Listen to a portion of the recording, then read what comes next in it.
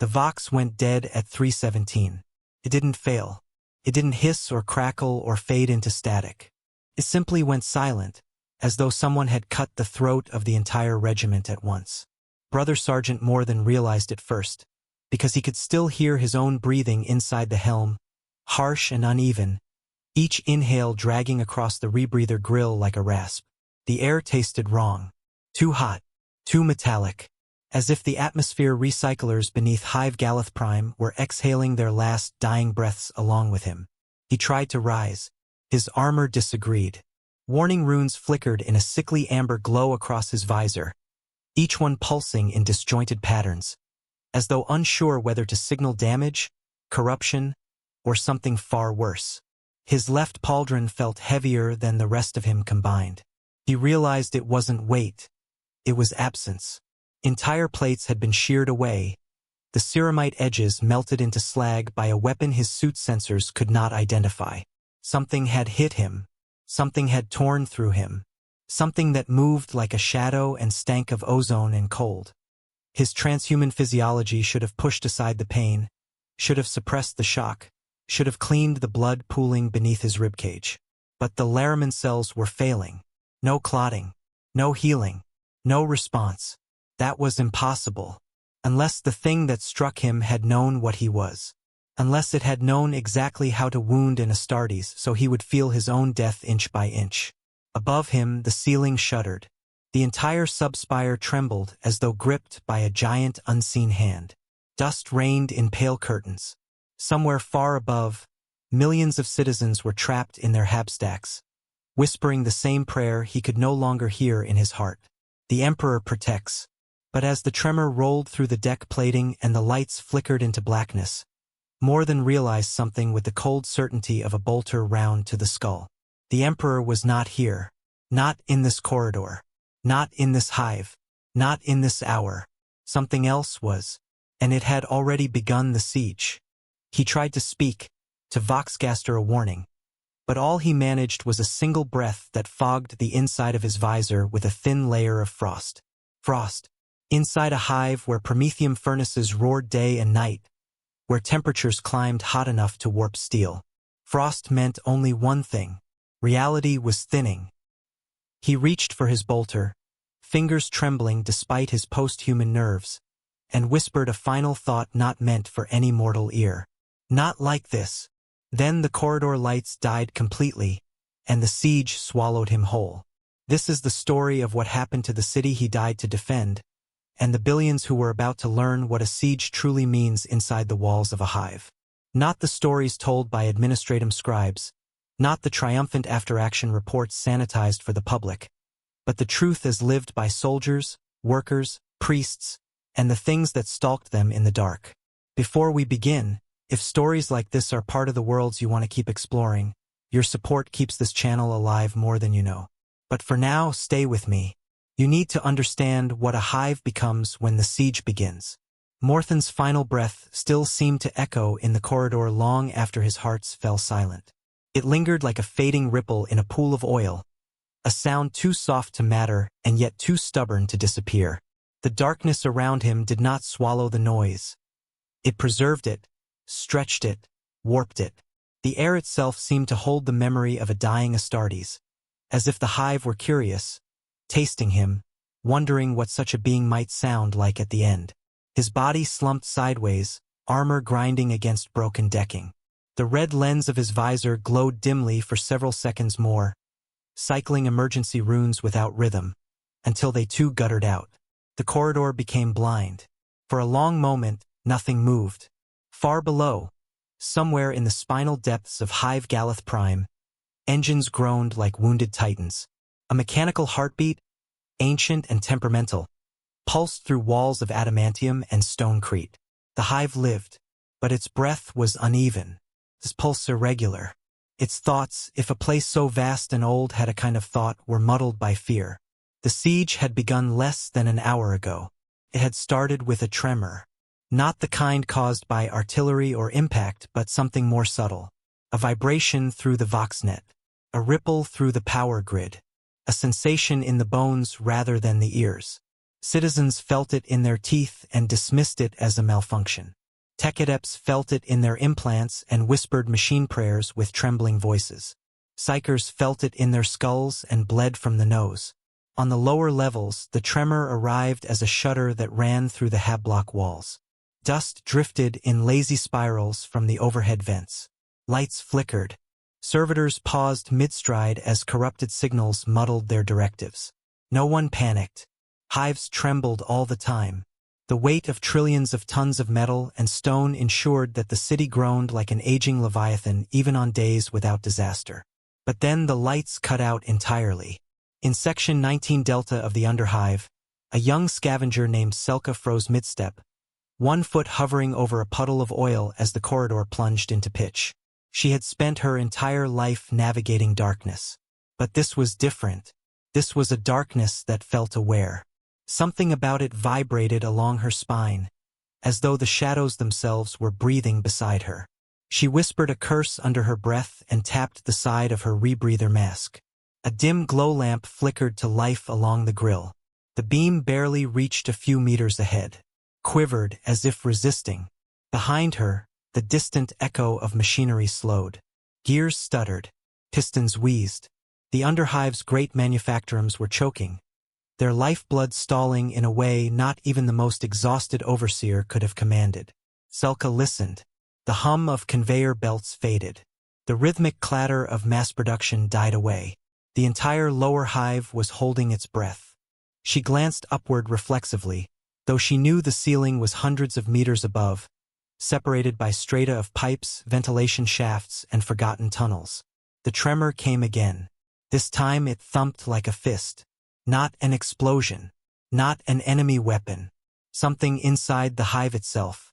She had heard stories of what happened when a hive's infrastructure finally buckled. Entire blocks collapsing into molten metal. Floors shearing away like rotten parchment. Floods of hot coolant rising like tidal waves. She had dismissed those tales as fearmongering. But now her glow lamp vibrated in her hand as if trying to escape. No, not fearmongering. Warning. Above her, on a level far removed from scavengers and scrap-eaters, a group of Astra Militarum soldiers were taking cover inside a collapsed transit tunnel. They had not been the first to notice the silence on the Vox, but they were among the few who understood what it meant. Vox static was normal. Vox lag was expected. Vox silence was unnatural. Lieutenant Hale pressed 2 fingers to the side of his helm, tapping the dead receiver. Nothing. He stared down the tunnel where the emergency lumens pulsed erratically, casting long shadows that stretched across the rubble like reaching hands. "We need to regroup with command," he said, though the words lacked conviction. Command was half the hive away, and the routes were already compromised. Corporal Dane peered through a breach in the tunnel wall, watching dust drift like falling ash. "Sir, with respect, something's wrong with the grav stabilizers. Feels like the deck's breathing." Hale felt it too, the faint rise and fall beneath his boots, as if the stonecrete floor were softening, turning into something organic. Impossible, of course. Hives did not breathe. Hives did not move. Hives did not live, unless they were dying. He motioned for his squad to stay low, but then a new sound filled the tunnel. A deep, metallic groan that reverberated through the walls like the cry of a buried machine. The lumens sputtered, flared bright, then burst, showering sparks across the soldiers. Dane raised his lasgun instinctively. "Enemy? No," Hale murmured. "This is internal." He didn't know what that meant. None of them did. But as the ground trembled again, stronger this time, he felt a sensation he had never allowed himself to acknowledge. Fear. Not of the enemy, not of death, but of the hive itself. Something was wrong with it. Something fundamental. Further up the spire, high above the rubble and dust, the mid-hive's residential stacks flickered with red emergency lights. Doors sealed. Transit rails locked. Elevators froze mid-ascent. Families huddled in dim rooms while voxcasters played looping sermons from a frazzled mini-storm choir, its voices warbling as though half-drowned. A woman in a gray work shawl clutched her infant tighter as her hab unit lights dimmed to a bloody glow. She whispered prayers, each one more desperate than the last, hoping the Emperor would hear her over the screams coming from the corridors outside. Were they riots? Machinery failure? Something else? She couldn't tell. Sound bled strangely through the ventilation system, warping every noise. The Emperor protects. She repeated it like a charm against madness. The Emperor protects. But the child in her arms stared at the ceiling with widening eyes, reaching tiny fingers toward something she could not see. On the upper manufacturum tiers, the crisis unfolded differently. Chain motors seized in unison. Power hammers froze mid-swing. Pressure valves ruptured, spraying scalding steam across catwalks. Tech priests scrambled with data slates clutched to their chests, chanting binary litanies to soothe machines that answered with distorted shrieks of garbled code. Muggos Elteric ran mechadendrites across a cogitator bank, trying to decipher the cause. Not a power shortage. Not sabotage. The readings were contradictory. Systems failing in one moment, overloading in the next. Oscillations that defied logic and calculation. The Hive's entire neural lattice, its cogitators, servitor hubs, and power grids, was spasming like a dying brain. He paused as a gust of frigid air seeped from a nearby conduit. It fogged the lenses of several servitors. Frost patterned across his augmetic fingers. Improbable. Temperature control was automated, redundant, sacred. He whispered a prayer to the Omnisia, but the words tasted hollow. The Emperor protects, but even the sacred machines refused to respond. In the upper reaches of the spire, where the walls were lined with marble facades and gold-trimmed banners, the nobility had just begun to notice the disturbance. At first they believed it was a drill, a minor emergency, a localized failure, but the tremors grew too strong to ignore. Chandelier chains rattled. Decorative plasteel pillars groaned. Courtiers staggered as the floor quivered beneath them. A senator tried to calm his entourage, insisting the Adeptus Arbites would restore order shortly. His confidence faltered when he noticed the escorts at the doorway exchanging uneasy glances. Something outside the chamber scraped against the walls. Not metal, not machinery, something softer, something dragging. The power failed. The last thing the senator saw was his own reflection in the window, distorted by the sudden darkness. Meanwhile, far below, deep in the forgotten veins of the Hive, Selka moved carefully down a sloping tunnel, guided only by the faint glow from her mask lamp. The air was colder now, the kind of cold that did not belong underground. She could almost see her breath fogging, each exhale snatched away by an unseen draft. Her scavenger instincts screamed to turn back, but curiosity, dangerous, irresistible curiosity, kept her moving. She reached a junction where the metal bulkheads had buckled inward as though pressed by an enormous force. A faint whisper drifted from the left-hand tunnel. Not a voice, more like the echo of a voice, a memory of syllables. She froze. The whisper came again, louder this time, forming a shape her mind struggled to grasp. A word? A plea? A warning? Her lamp flickered. The whisper sharpened. Her pulse hammered. She turned and ran. But the whisper followed. She sprinted blind through the dark, boots slamming against uneven decking, half expecting the floor to collapse beneath her. Every step felt heavier, like the Hive was pulling at her ankles, trying to slow her, to hold her in place. Steam erupted from a cracked pipe, filling the corridor with boiling mist. She plunged through it, gasping, skin burning, lungs tightening. Above her, Lieutenant Hale and his squad pushed onward through the collapsed transit tunnel, unaware of the girl fleeing below or the nobles trembling above or the tech priests muttering to broken machines. They knew only that the Hive was failing, and when a Hive fails, people die. Not gradually, not peacefully, but by the millions. Hale lifted his hand, halting his squad. A faint light flickered in the distance. Not lumen light, something softer, pale, pulse-like, as if someone were holding a lantern shaped like a heartbeat. He felt a chill, sudden and sharp, running down his spine. Then the vox crackled. Just once. A single burst. A gasp of static. The sound of someone trying to speak through a broken throat. Hale leaned closer, straining to hear. No voice came through. Only a breath. A breath he recognized. Astartes. Morthan. Hale swallowed hard.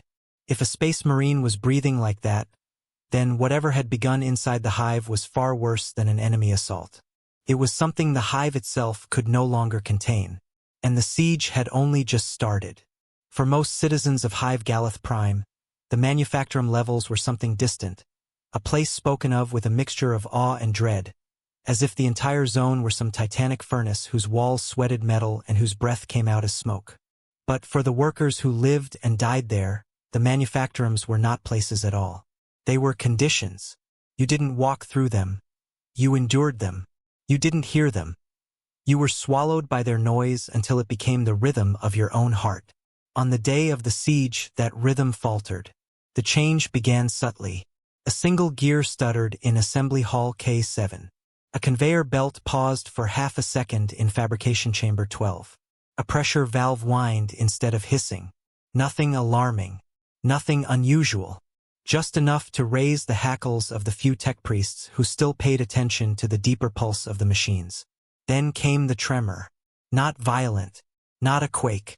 More like a breath being drawn through the thousands of meters of ventilation shafts, shaking dust loose from pipes older than memory. Workers glanced up instinctively, expecting an overseer's bark, expecting the whole structure to reset itself with the cold authority of automation. But instead of resetting, the entire manufacturing district seemed to hesitate. In a facility built to produce 60,000 loss packs an hour, hesitation was dangerous. In the southern assembly lines, a hammer the size of a small vehicle paused mid-swing. For a sliver of a second, it hung motionless above the glowing plate of half-melted ceramite. Then it shuddered. The pistons reversed. The hammer fell sideways with a roar, smashing into the catwalk and sending metal shards exploding across the platform. A worker named Torvik ducked on instinct. A chunk of shrapnel sliced across his shoulder, burying itself in the railing behind him. The alarms that should have triggered did not.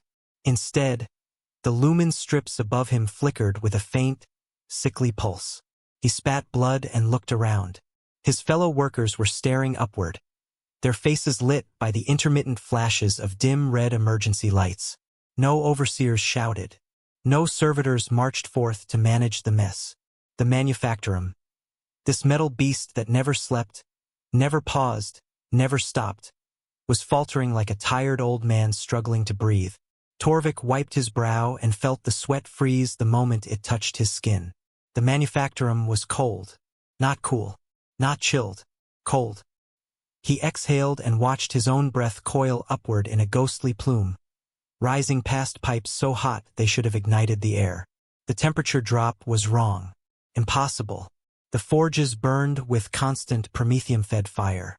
A dozen reactor cores fed the power grid. Cooling systems were designed to fail hot, not cold. He rubbed his arms as the temperature continued to fall.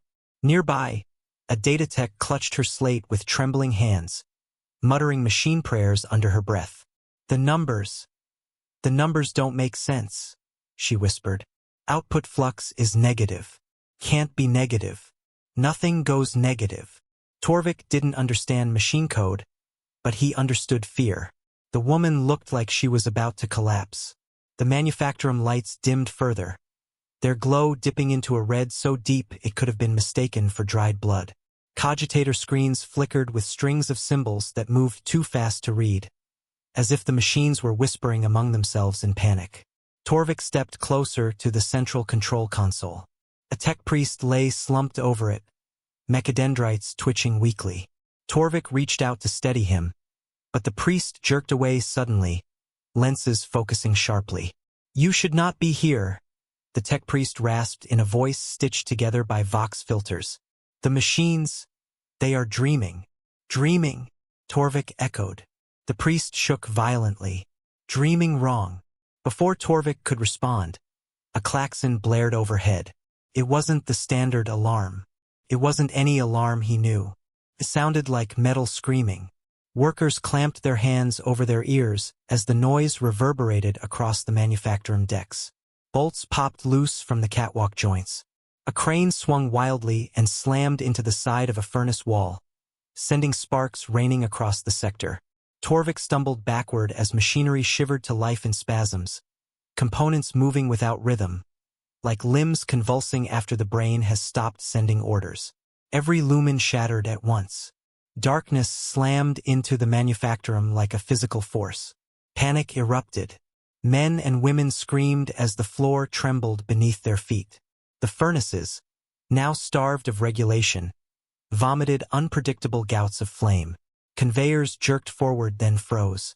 Pressure vents burst in a chain reaction, filling the air with clouds of scalding steam.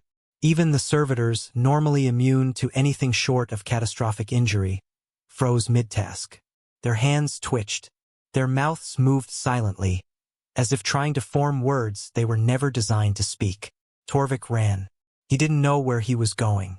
There were no maps in the manufactorum, no intuitive paths. Every corridor looked the same. Every walkway led to more machinery, more heat, more noise. But now there was no noise. The machines had fallen silent. The silence felt wrong, unnatural, suffocating. He barreled through an access door into a narrow maintenance hall. Red warning strips on the floor glowed faintly as backup power stuttered. Shadows clung to the walls like living things. Behind him, someone screamed. He didn't look back. He sprinted past a row of machine spirits encased in adamantium caskets. Their indicator lights flickered erratically. 1 pulse. 2. Pause. 3. Pause. 2. The pattern reminded him of the heartbeat of someone dying. He slowed to catch his breath. Frost drifted from his mouth in pale tendrils. What in the Emperor's name could make a manufactorum cold? Then he heard it. A whisper. Not a human voice. Not a machine code chant. Something older. Softer. A hiss like air escaping through a wound in reality. He spun, lamp held high. Nothing. Only the long corridor stretching into blackness. He backed away from the sound, heart pounding. The whisper followed. It slithered along the walls, echoing through pipes and ducts, defying the logic of direction. Felt like something looking for him. Not a person. Not a creature. A feeling. A hunger. He turned and ran again, pushing past a pair of frozen servitors whose faces were contorted as if mid-scream. Their vox grilles emitted faint static like failed words. The maintenance hall opened into a loading bay. Dozens of workers were gathered near the great freight doors, shouting, trying to pry them open. Hydraulic pistons resisted their efforts. "They're locked," someone cried. "They're not responding. They're not supposed to lock from the outside." Torvik joined them, grabbing a lever and pulling with all his strength. The metal didn't budge. A blast of cold wind slipped through the cracks around the door. Workers stumbled back, staring. "Impossible," someone whispered. "There's a furnace outside this chamber. It should be boiling." Torvik pressed his hand to the metal. It was freezing. His breath caught in his throat. The cold seeped through his skin, crawled under his fingernails. It felt like touching ice that remembered warmth and hated it. A worker near him began to cry. Then the lights returned, but not as they should have. They flickered to life one by one, casting pale blue light instead of red or white. A cold, sickly color that made every shadow look too deep, too long. Someone gasped. The freight door was opening. Slowly. Too slowly. The hydraulic mechanism wasn't moving. Something else was forcing the door upward, inch by agonizing inch. Workers backed away in terror as the gap widened, exhaling a cold mist. Torvik stared. Beyond the rising door, the manufacturing floor was dark. Not unlit. Dark. As though light itself had been devoured. Shapes moved within the void. Not fully seen. Not fully formed. Glimpses. Suggestion. Silhouettes that flickered at the edge of perception, disappearing when looked at directly. Something stepped forward. Or perhaps several things. Torvik didn't wait to find out. He screamed for the others to run, but his voice barely carried. Panic surged through the loading bay. Workers scattered, tripping over crates and tangled cables. Someone fell. Another slipped on the frost-laced floor. The cold deepened. The shadows lengthened. The whisper grew louder. Torvik grabbed the fallen worker's hand and pulled her to her feet. Together they fled down a side corridor, lungs burning. Behind them, the loading bay erupted in screams. He didn't look back. He couldn't. The whisper chased him down the corridor, curling around his ears, slipping under the roar of his heart. It did not speak words. It didn't need to. It was the sound of inevitability, the sound of the hive beginning to break. And deep beneath the manufactorums, the tremor came again. The hive was groaning, not from the siege outside, but from whatever had entered it. The manufactorums of Hive Galeth Prime were dying, and they were taking everyone with them. The corpse stench of the lower hive had always clung to the air like a stubborn memory, something baked into the metal itself over centuries of neglect, violence, and sweat. But on the day the siege became real, not the tremors, not the flickers, not the machine spasms, but the moment the hive truly felt its own mortality, that familiar odor was overwhelmed by something far worse. Not rot, not smoke, something colder, cleaner, sterile, like the scent of an infirmary moments before the screaming starts. Selka tasted it first. She was still running. She had no sense of how long she'd been fleeing through the sloping tunnels, climbing metal ladders, slipping through half-collapsed ventilation ducts. Her lungs were raw. Every inhalation burned. But the whisper behind her had faded, thinning as she climbed higher, leaving only silence and the frantic pulse of her own heartbeat. She stopped in a junction between two abandoned transit shafts. Her lamp flickered weakly, casting jittering shadows across the walls. Bolted metal plates rattled under her weight. She pressed her hand against the side of the duct to steady herself. Pulsed faintly, not like machinery, like muscle. Her breath caught. No, she told herself. The hive isn't alive. You're imagining it. The stress, the cold. A faint clang echoed down the right-hand shaft. Footsteps. Human. She froze. The lamp dimmed further until it was barely a thin halo around her masked grille. She crouched low and crept toward the sound. The footsteps staggered. One slow step, then another. A dragging scrape. Someone injured. She realized. She leaned forward. A figure limped into view, illuminated only by the intermittent spark of a broken lumen overhead. A man in worker's fatigues. Tall, broad-shouldered, face gray with exhaustion. One arm hung useless at his side, while the other gripped something tightly. Not a weapon, but a torn strip of metal as if it were a lifeline. His eyes were wide, staring at nothing. She called out softly, "You all right?" He didn't react. "Hey!" she repeated louder. The man lifted his head. His pupils were dilated so wide his eyes were black. He took another step toward her, swaying on his feet. She backed away instinctively. Something about him was wrong. Not physically, not visibly, but wrong. His lips moved. No sound came out. She glanced past him and noticed something trailing on the ground behind him. A smear. Not blood. Frost.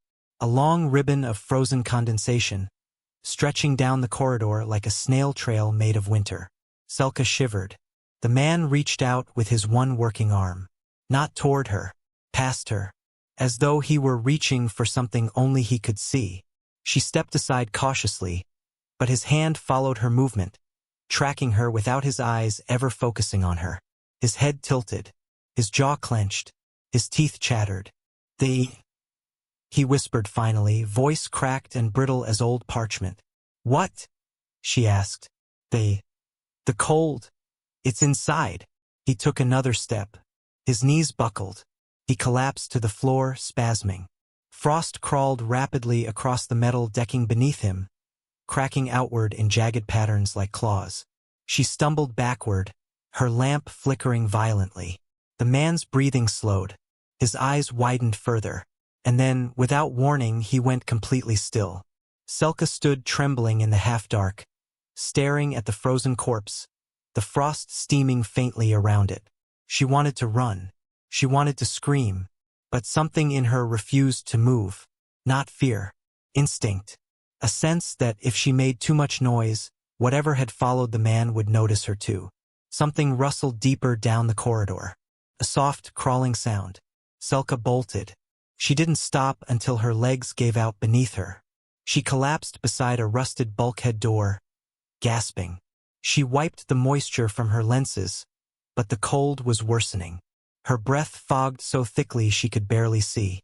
She realized she was climbing upward again. The transit shaft here led toward the mid-hive plumbing districts. If she could reach a functioning lumen grid, maybe, just maybe, she could regroup, find someone, understand what was happening. She pushed herself onto trembling feet and continued upward. Far above her, Lieutenant Hale's squad was navigating the fractured tunnels of Sector R11. Their boots crunched over shattered glass and loose debris. The air was heavy with dust and ozone. Hale held up a fist, halting the group. Something moved behind the rubble pile ahead. Dane tightened his grip on his lost gun. "Sir." Hale knelt, shoulder braced against the slope of the collapsed wall. He listened, breathing. Not the labored breath of a wounded soldier. Not the quiet rasp of a civilian.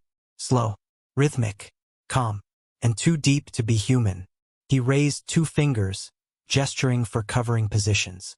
The squad spread out silently, their boots scarcely whispering against the rubble. Hale inched forward and peered around the stonecrete chunk. Red eyes stared back at him. Astartes' eyes. Brother Morthan, or what remained of him. Only the upper half of his body was visible, pinned beneath layers of collapsed transit decking. His helmed head was tilted to the side, one red lens cracked. His chest plate was caved in, blackened around the edges. His gauntlets twitched faintly, as if responding to signals that never reached them. "Emperor's mercy," Dane murmured. Hale didn't speak. He stepped closer. Morthan's helm twitched. Then his vox grille sputtered. A single word crackled through. "Cold." Hale leaned in. "Brother, can you hear me?" The Astartes' fingers clenched weakly. His gauntlet scraped against the debris, leaving gouges in the metal. "Cold, inside." The same words the dying worker had spoken. Hale felt a chill spread through his chest. He activated the proximity sensor on his wrist. The needle jittered wildly, bouncing between readings as if overwhelmed. "No enemy signatures," Dane whispered. "No human ones either," Hale replied. Behind him, another soldier let out a sharp breath. "Sir, look." Frost was forming around Morthan's armor joints. Hale stumbled back. Dane cursed quietly. The frost grew rapidly, webbing outward from the Astartes' body in jagged lines. Morthan's breathing slowed. His chest plate rose and fell in shallow movements. Hale watched helplessly. Something was killing him. Something no weapon caused. Something no medici could heal. The frost around Morthan pulsed. Once, twice, a third time, as though it were mimicking a heartbeat. Morthan's head jerked violently. His lens flickered. He opened his mouth as if to scream, but no sound came. Then the frost snapped inward, cracking like breaking bone. Morthan stopped moving. Hale stumbled backward, nearly tripping over a fallen vent pipe. Dane whispered a prayer. "Sir," one of the soldiers said, voice trembling, "whatever's doing this, it's not here to breach the hive. It's already inside." Hale stared at the dead Astartes. "Then we find survivors," he said. "Anyone who can still move. Anyone who can still fight." He didn't believe it. Not really. But saying it kept the fear at bay. They left Morthan's body behind as they pushed deeper into the broken tunnels. None of them noticed that the frost continued to spread long after they were gone. In the mid-hive habstacks, the panic was beginning to bloom. Hundreds of civilians crowded the corridors, arguing, crying, praying, shouting at jammed elevator doors. Enforcers struggled to control the mass, but the comms were failing and their auspex scanners flickered with static. A preacher stood atop a crate, waving a worn Aquila pendant and shouting that this was a test of faith. His voice carried down the corridor, trembling with strain. "Hold fast, children of Terra. The Emperor protects the righteous." "The Emperor!" A child screamed. Not because of the preacher, because frost had begun crawling up the preacher's boots. He didn't notice at first. The crowd did. Someone shouted for him to move. Someone else tried to grab him. The preacher looked down just in time to see icy tendrils racing up his legs. He screamed. The crowd broke. People surged in every direction, trampling each other in blind panic. The corridor lights burst one by one. Frost spread along the walls. Pipes ruptured. Ventilation ducts exhaled clouds of freezing mist. Selka reached the mid-hive level just as the screaming reached her. She staggered into a hallway filled with running civilians. A woman slammed into her, knocking her backward. Selka nearly lost her footing. She looked around wildly. Frost was blooming across the ceiling like a spreading web. The air was so cold now she could barely feel her fingers. The lights dimmed. Voices mingled in a rising storm of terror. She saw a small child standing alone near an alcove, crying. Without thinking, she grabbed him and pulled him into motion with her. He didn't resist. His tiny hands clung to her sleeve. Together they ran. The hive behind them groaned again, deeper this time. A sound like metal bones grinding together. A death rattle of a city built to endure anything, except what had now taken root inside it. The cold was no longer just a symptom. It was a presence. And the siege had found its way into every level of the hive. Not by breaching the walls, but by devouring the warmth of living bodies. Selka tightened her grip on the child as they fled into the freezing dark. Whatever was happening here, she realized, was not a battle. It was a dying. The void above Hive Galeth Prime was not empty. It churned with the thunder of distant engines and the faint corona of weapons cycling in the darkness, as though the night itself were made of restless metal. The Imperial fleet hung in low orbit, a fragile constellation of prow-faced silhouettes and wounded hull plating that glimmered like broken teeth. Even from the command decks, officers could see the hive burning through the thin layer of cloud below, an infected wound glowing in the continent's flesh. Lord Admiral Halbrecht stood at the viewing port of the Valor Triumphant, fingers digging into the railing with a tension he refused to let anyone notice. He had faced Tyranid splinter fleets, dark Eldar raiders, even the spectral silence of Necron tomb fleets rising from dead moons. But this siege, this one, felt different, felt wrong. There was no tactical logic to the enemy's movements, no coherent pressure point, no identifiable breach strategy. It was as if something unseen was orchestrating the attack, guiding countless hands and claws and guns toward one crescendo of destruction. He had seen cities fall. He had never seen one bleed. Below, Galeth Prime flickered like a dying star. Thousands of tiny flashes dotted the hive's outer rim.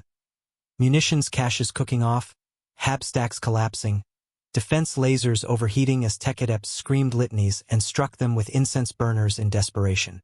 The Vox traffic feeding into his bridge was nothing but frantic screams, half-translated codes, and the occasional ruptured sentence from some officer trying to maintain order.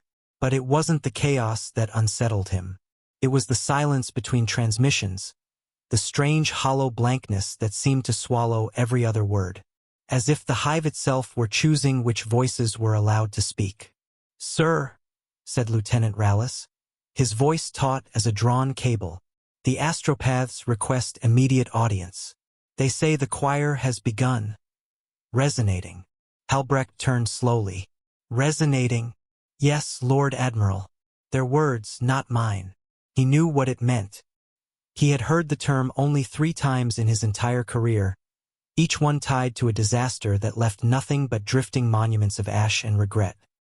He moved through the bridge with the measured pace of a man who understood that any haste would be interpreted as fear, and fear was something the void learned to devour. The astropathic sanctum lay deep inside the ship, where armored bulkheads and layers of psycho-shielding formed a cocoon around its fragile inhabitants. The air grew colder as he approached, as though the ship itself were recoiling. The door seals peeled apart with the sound of grinding metal. Inside, the astropaths knelt in a half-circle, their bodies trembling with a force more psychic than physical. Their blind eyes were wet, not from tears but from some vapor thin as glass that evaporated before it touched the ground. The choir mistress looked up as Halbrecht entered, her sunken face drawn tight. "My lord," she whispered, "the Astronomican's pulse has changed." The words struck deeper than any lance strike. Every ship in the Imperium lived and died by that psychic beacon on Terra. It did not dim. It did not change. It burned with the constancy of a star and the hunger of a god. To hear that its rhythm had altered was like hearing someone claim the laws of gravity no longer applied. "Explain," Halbrecht said. The choir mistress raised a trembling hand toward the center of the chamber. Suspended above the choir pit was the hollow sphere representing the Astronomican's psychic output. Its usual steady radiance had warped into a shuddering throb, as if something were pulling the light inward and pushing it back out again in irregular, gasping convulsions. "It responds to Galeth Prime," she whispered. "Something in the hive is pushing back." The idea was blasphemous. The Astronomican was the Emperor's will made manifest across the galaxy. Nothing pushed against it, nothing touched it, nothing altered it. Yet the evidence flickered before him like a wounded flame. "And this resonance?" Halbrecht asked. One of the younger astropaths whispered before the choir mistress could answer. His voice was thin, strained, as though each word were being sliced off by invisible blades. "They scream," he said. "The hive, the people. Their fear rises in waves. It is becoming loud enough to echo across the sea of souls. Loud enough to warp the beacon's edges." Halbrecht stared at the hollow sphere, watching it pulse with unstable light.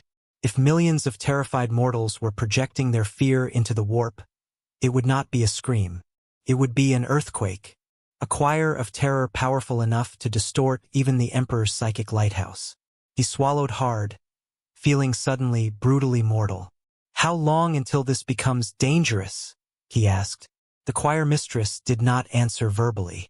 Instead, she reached out and touched the console beside her. A secondary screen flickered to life, showing a psychic spectrum graph. It rippled with violent, jagged peaks, each one marked with timestamps that grew closer and closer together. "It already is," she said. Halbrecht felt the deckplate vibrate beneath his boots. Not from weapons fire, not from engines, but from something deeper, something that hummed through the ship like a distant scream translated into tremors. On the lower decks, in the crew barracks, men began waking in the middle of their sleep cycles, hands shaking, hearts racing, each dreaming the same dream of a black corridor and something breathing at the end of it. Servitors stalled mid-task as scraps of corrupted Benheric flashed through their mindless systems. Navigators clutched their third eyes in agony as shapes formed in their peripheral vision. Shapes that vanished when confronted, yet remained burned into their thoughts. The warp was listening, and it did not like what it heard. Halbrecht turned back to the choir mistress. "What about reinforcement waves from the outer system? Are they still inbound?" "Some," she answered, "but they move slowly. The warp routes are agitated. Our astropathic signals do not carry cleanly. Every attempt to guide reinforcements is smeared by interference. Even our emergency distress beacon drifts in and out of clarity." Meaning, Admiral," she said, "that Galeth Prime is being cut off, not physically, psychically." He felt the truth settle onto him like a tombstone. If the hive's suffering was bleeding into the immaterium, if millions of terrified minds were pulsing waves of dread into the ether, then the system itself was becoming a beacon of instability. Not enough to summon a demonic incursion outright, yet but enough to bend every psychic phenomenon toward chaos. He turned sharply. "Prepare bombardment protocols," he said. The choir mistress stiffened. "Exterminate us." "No," Halbrecht snapped. "But we may need to purge the outer districts to prevent a full psychic detonation. If the hive's panic continues to intensify, we could trigger a chain reaction that spreads through the entire planetary population." He didn't want to give the order. He knew he might have to give the order. On the bridge, the tactical hololith flared to life the moment he stepped through the doorway. 3 new red icons had appeared on the orbital perimeter. Enemy vessels translating out of the warp, their signatures smeared and oily. Their hulls glistened with an aura no auspex could identify. The void around them shimmered as though reality itself were being kneaded like dough. "Warp bleed," muttered Rallis, half in awe, half in dread. "I've never seen it so visible." Halbrecht watched the enemy ships drift into formation. Their weapons were cold. Their engines barely glowed. They did not move like warships. They drifted like predators that already knew their prey was dying below. Status of the Hive's central spire? Halbrecht asked. Rallis swallowed. Still burning, sir. Internal Vox dead. No readings from the Astartes strike force deployed there. The elite PDF regiments have fallen silent. The Arbites have sealed themselves inside Precinct Fortress 9. The spire's topmost decks are showing signs of structural and... He hesitated. And atmospheric distortion. Distortion. Temperature fluctuations of 70 degrees in under a minute. Sudden electrical surges. Flickering grav plates. And something else. He changed the main projection. Organic readings. The shapes were faint, shifting, as though alive only in the way a fever is alive. They moved in patterns unlike infantry, unlike Xenos, unlike anything trained by mortal hands. Halbrecht stared. The Hive was changing, not physically yet, but psychically. The siege was no longer just a conflict of armies. It was becoming a pressure point in the membrane between reality and something else. Something hungry. He stepped closer to the hololith, ignoring the dry taste of dread creeping up his throat. Send a warning to all Imperial assets, he said quietly. The siege has escalated. The warp is pressing in. This Hive may become an epicenter. Rallis hesitated. Sir, if that's true, what do we do? Halbrecht closed his eyes for a moment. We hold. He reopened them, harder, colder, knowing what he had to say next. And we pray. Even though a part of him, the part that had survived a dozen impossible campaigns, already knew prayer would not be enough. Not this time. Because a Hive city under siege was not a fortress. It was an hourglass. And the last grains of sand were running out. The moment the first psychic tremor reached the center of Hive Galeth Prime, no one felt it with their skin. They felt it with their memory. Entire crowds of people halted at once, suddenly struck by flashes of faces they had forgotten, smells they had not recalled in years, the sound of a childhood door closing, the weight of a mother's hand pulling them through a crowd. It lasted less than a heartbeat, but the aftershock left a residue of disorientation that clung to the mind like cobwebs. On the broken floor of the Mid-Hive Transit District, a child dropped a ration tin and began screaming the name of a grandfather who had died before she was born. In a manufactorum that had not halted production for 19 hours straight, an overseer dropped to his knees and wept without understanding why. Up in the noble terraces, a minister froze mid-sentence during a crisis meeting, staring blankly at the wall as if he were trying to remember what his own voice sounded like. No one understood the cause. No one could articulate the shape of that loss. But something had brushed against the Hive. A hand of thought, a pressure of attention, a brief, probing curiosity from a place that should never take notice of human minds. If the first tremor was memory, the second was hunger. It rolled through the Hive with a sensation like a vacuum swallowing the warmth out of the lungs. Temperature gauges across the central spire dipped despite the roaring promethium cores stationed beneath the structure. Vapor coiled from every vent, every crack, every exposed circuit. Frost crept across walls so hot they had warped only hours earlier. The citizens felt it like breath on the back of their necks, as though something were leaning close, inspecting them, deciding who among them would break first. What the fleet had feared for hours, what the astropaths had whispered with trembling mouths, what the priests had tried to drown with hymns, was beginning. Inside the heart of the Hive, where power conduits and data cables wound together like the nervous system of a sleeping titan, the psychic noise reached a pitch so intense that servitors began to spasm in unison. Their limbs jerked, their augmetics sparked. Some froze in place with their skulls twitching, while others turned violently and began clawing at the walls as if trying to dig their way out. The mindless machines had no fear, no soul, no voice.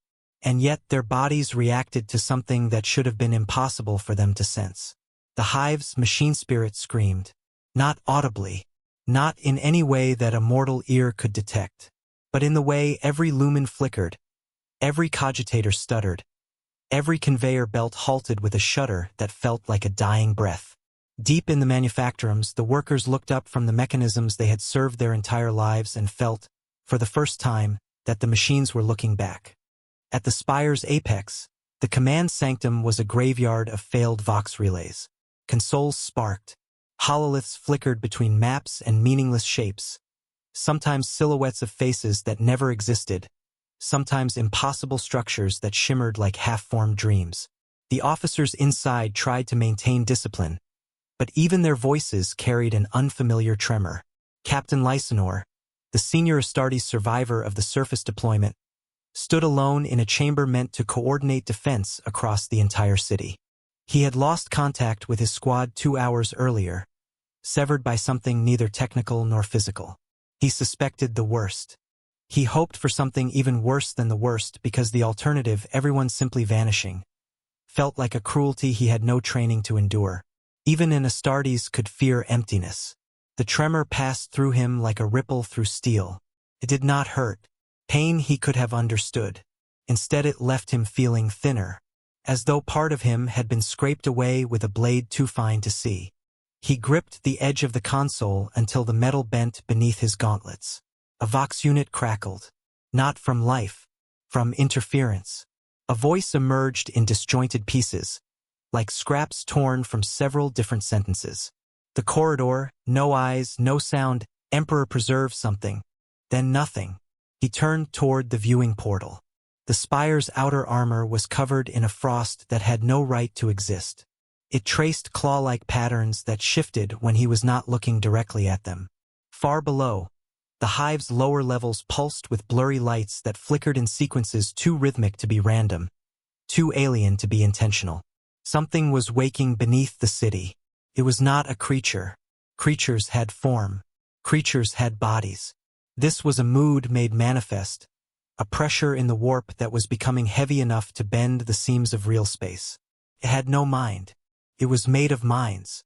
It had no hunger. It was hunger. It did not invade. It accumulated, growing stronger with every heartbeat of fear inside the billions trapped below. The enemy outside the walls had started the siege. The hive itself was finishing it. Lysanor closed his eyes briefly. He thought of Terra, of the golden light that had guided him across a dozen battlefields. He remembered the pulse of the Astronomicon as he had always felt it. Steady, absolute, a lighthouse that did not waver even in the heart of a warp storm. Now, as he steadied his breath, he realized he could not feel it at all.